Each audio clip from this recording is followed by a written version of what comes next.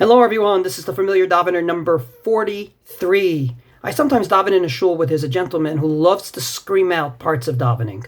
And there's two flaws to this that bother people. Number one, the actual screaming. It bothers people. And number two, he usually screams out parts of davening that most of the people are not at. Meaning if the whole congregation is at Ahava Rabbah, the blessing before Kriyat Shema, he's screaming out, Ashrei Yoshvei Veitecha!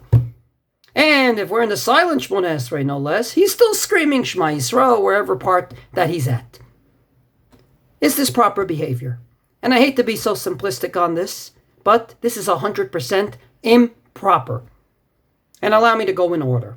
Number one, Shmoneh Esrei, which this gentleman sometimes screams out parts of and everyone hears him. Shmoneh Esrei has to be said, it can't be said in your heart, but it has to be said quietly. That's what the Gemara in Brachot Daf Lamed Aleph Amud Aleph learns from Chana. Ak sfateha naot, her lips move, v'kolo lo yishama, and her voice is not heard. So you have to daven, Shmoneh Esrei, moving your lips, but in a whisper. More than that, the Gemara earlier in Brachot, and Daf Kav Daled Amud Bet says, Hamashmiya kolo b'tfilato, whoever screams out his davening, hareze mikatnei amana. He doesn't really have real belief in God. He thinks God doesn't hear him when he whispers, or God is hard of hearing, and therefore he's screaming and he's yelling. And then the Gemara qualifies. But this is only if you have kavanah when you whisper. But if you don't have kavanah when you whisper, like I'm assuming this gentleman does not, then you should daven out loud, albeit not in shul. You should daven out loud. Where? At home. Don't go to minyan. And indeed, the Gemara in Sota says that one of the reasons why davening in general was said in a whisper, the Shmoneh Esrei is said in a whisper, is because we didn't want people to hear other people's sins. You say, Slach lanu avinu ki chatanu, and then maybe you're going to add in your personal sins. We don't need everyone to know it. It's not everyone's business. So 3 very clear Gemaras, you're not supposed to scream in davening.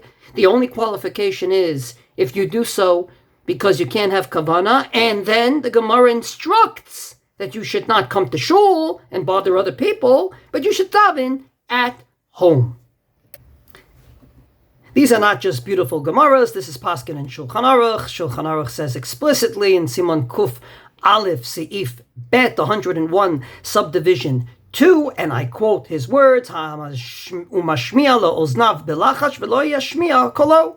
You should hear what you say, but you shouldn't raise your voice that other people hear it. And if you can't have kavanah when you daven quietly, you're allowed to raise your voice. But this is only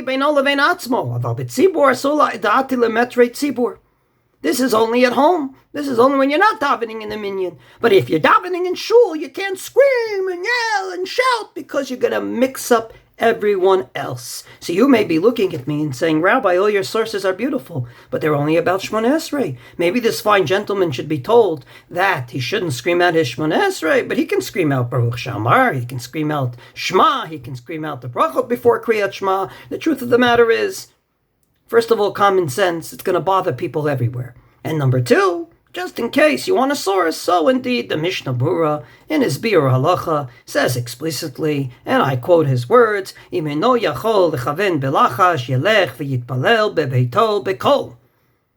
You should indeed, if you cannot daven quietly, go home and daven at home. And he goes on to say, and I quote in his Mishnah Berurah, Va'afilu b'psukei de Zimra, and even in psukei de Zimra, Tov shelo laharim kolo, it's better not to raise your voice. Why? Going back to the same reason. Ki HaKadosh Baruch Hu shomea belachash, God hears your voice even when you whisper.